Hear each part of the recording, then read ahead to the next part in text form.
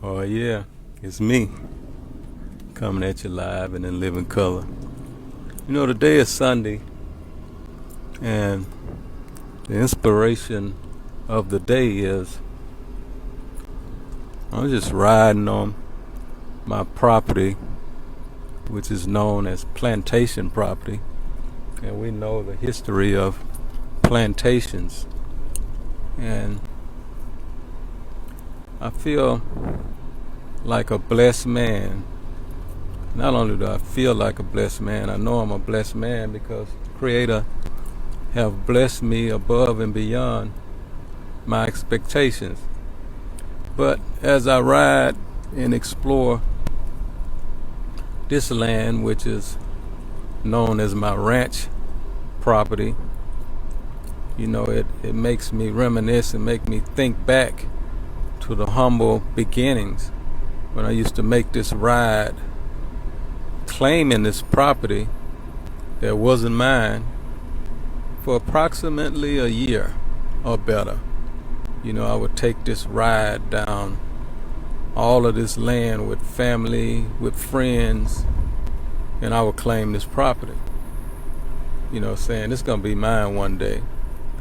And people would look at me like something was wrong with me because, they was like, this man is claiming another man's property, something that he don't own.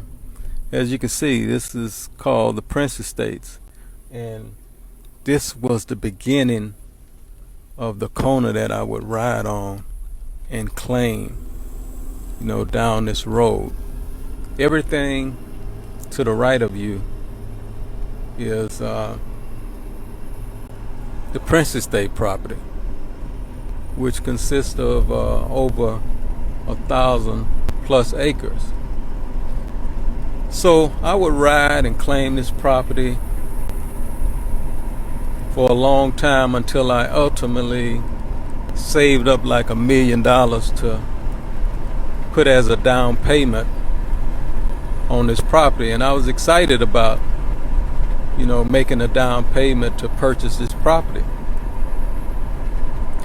But I think one week I went to a meeting, a building fund meeting at church, and I wrote about this in my book, The Art and Science of Respect, on how I was convicted in a meeting at my church, the Church Without Walls, and I contributed $1 million+